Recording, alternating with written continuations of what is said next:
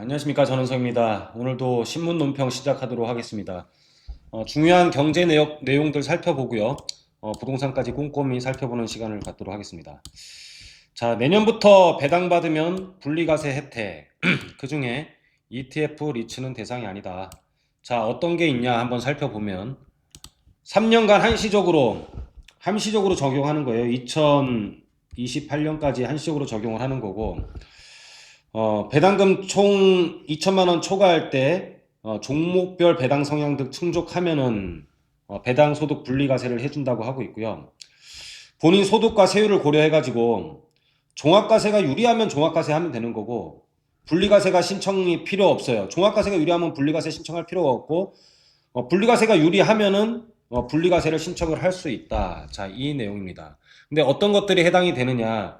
리츠랑 우리가 그 ETF는 지금 포함이 안 돼요. 그래서 그럼 리츠는 뭐고 ETF는 뭐고 뭐 분리과세는 뭐고 이런 것들에 대해서 조금 더 꼼꼼하게 살펴보고요. 그 다음에 부동산 기사를 한번 보도록 하겠습니다. 자, 어떤 것들이냐? 배당소득세란, 자, 배당으로 발생한 소득에 대한 세금인데요. 원칙적으로는 2천만 원 초과하면은 누진세율을 적용을 받아요.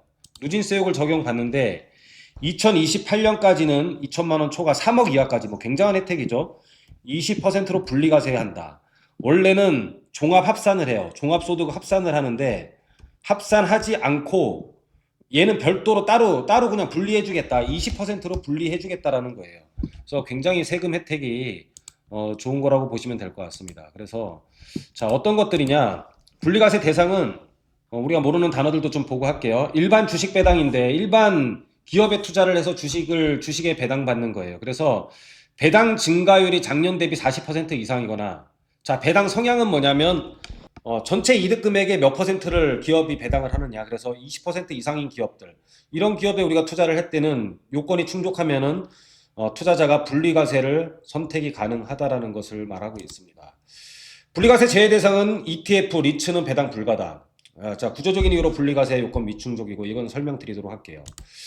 자, 이 제도가 도입된 목적은 뭐냐면 결국은 기업에 대한 투명성이에요. 기업 배당 정책 개선을 유도를 하고 주주한테 환원을 많이 해라. 자, 그래서 이게 모든 게 투명해져 가지고 배당 투자를 활성화하고 기업에 투자를 막 하는 거죠. 그래서 요번 이재명 대통령 공약처럼 뭐 코스피 지수가 5천 이상이 넘어가는 시대를 열겠다. 이제 그런 거에 목적이 있는 거고요. 분리과세 선택은 당연히 유리하죠. 금융소득 2천만 원이 초과가 되면은 당연히 이게 종합 합산이 되는데 분리하겠다라는 거고, 종합과세보다는 당연히 절세 효과가 어마어마하게 큰 거죠. 자, 배당 성향 높은 기업 위주로 혜택을 주고요. 자, ETF 리츠는 제외된다. 뭐 ETF 리츠는 뭔지 아시죠? ETF 뭐 여러 종목을 묶어갖고 펀드를 주식처럼 거래할 수 있게 만든 상품을 ETF라고 그러잖아요.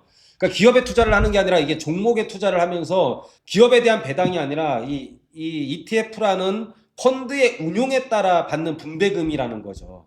리츠도 마찬가지예요. 어떤 기업에 투자를 하는 것보다는 이 부동산 운영회사가 부동산을 사는 그 목적물에 투자를 해가지고 거기에 대한 이득금에 대해서 우리가 배당을 받는 그런 게 리츠이기 때문에 ETF와 리츠는 우리가 요번에 분리과세 대상에서는 제외가 된다, 그런 내용입니다.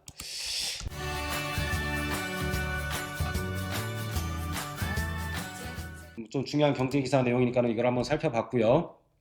부동산 쪽으로 넘어가 보도록 하겠습니다. 자, 부동산 쪽으로 넘어가면 매물가뭄에 손피거래 재등장. 뭐 정부의 고강도 부동산 규제를 뭐 계속 지금 뭐 비판하고 있는 이 기사는 마찬가지예요. 정부의 고강도 부동산 규제로 서울 아파트 매물이 확 줄어들자 입주권과 분양권 거래로 지금 이어지고 있는데, 이 손피거래 재등장, 이게 뭐냐? 이제 이게 부동산 화랑기 때 나타나는 현상이에요. 그러니까 이 부동산 규제를 해봤자 별로 소용없다, 그 뜻이나 마찬가지예요. 분양권 손피거래, 웃돈에다가 양도세까지 주겠다. 웃돈까지는 계약서에 들어가요. 예를 들어 분양이 10억이었는데 프리미엄이 3억이 붙었어요. 그럼 계약서는 13억에 쓸 거란 말이에요. 근데 양도세까지 내줘. 이것까지 계약서에 들어가지는 않아. 이거는 양도세는 매도자한테 별도로 그냥 주는 금액이에요. P 3억에다 또 플러스 다운 계약서 금액이나 마찬가지죠. 그러니까는 이 부동산 고강도 대책으로 인해서 오히려 오히려 부동산 신축 씨가 마르고 입주권 거래만 활발해지고 있다. 그래서 니네들 뭐 정책 잘 못하고 있는 거다. 자, 이런 거를 나타내는 겁니다. 이런 거를 나타내는 거고요.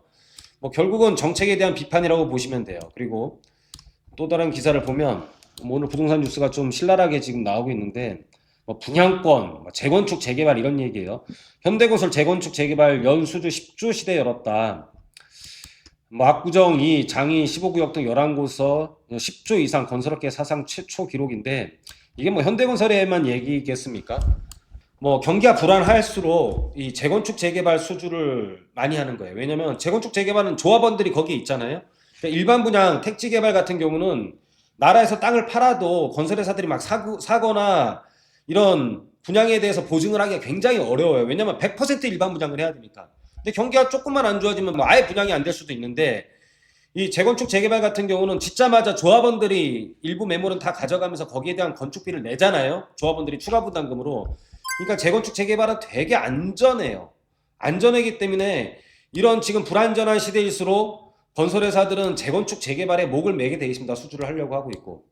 자, 부가현 이상구역도 제시동 8천 가구 공급 뭐 급물살을 타고 있어요. 가장 지금 최상위권자 피라미드의 제일 위에 있는 사람이 누굽니까? 현대건설한테 재건축 재개발에 대해서 수주를 해주는 게 누구죠? 오다를 주는 게 조합이잖아요. 그리고 이런 분양권에 손피 양도세까지 내주는 이런 위에 서 있는 사람은 누굽니까? 조합원들이에요. 조합원들. 지금 재개발 재건축은 이런 건설 공급에 있어서 주택 공급에 있어서 재개발 조합원들은 지금 피라미드 상위 제일 위에 있는 클래스에 지금 존재를 하고 있다. 여러분들 그러니까 택지 개발에 분양받을 생각하지 마시고 이런 조합원들이 돼서 이런 거 누리십시오. 그냥 세금도 안 낸데 버는 거에 세금도 안 내는 걸 나중에 누릴 수 있다라는 겁니다. 자, 이런 뭐 부동산 정책이 잘못됨으로 인해서 또다시 이런 손피가 등장을 하고 있고요. 물론 뭐 지금 뭐 코스피 지수를 높이고 기업에 대한 투명성을 높이기 위해서 여러 가지 이런 뭐 배당 소득에 대해서 분리과세를 하는 정책들도 나오지만 부동산도 정상화될 수가 있게 또 다른 제도가 또 보완 대책이 나올 걸로 저는 분명히 기대를 하고 있고 여러분들은 거기에 걸맞춰서 또 투자를 잘 하셔야지만이 또 거기에 대한 이득을 볼 수가 있는 겁니다. 자, 오늘 신문 논평은 또 여기서 마치도록 하고 앞으로도 계속 여러분들께 좋은 내용들을 전달해 드리도록 하겠습니다. 자, 감사합니다.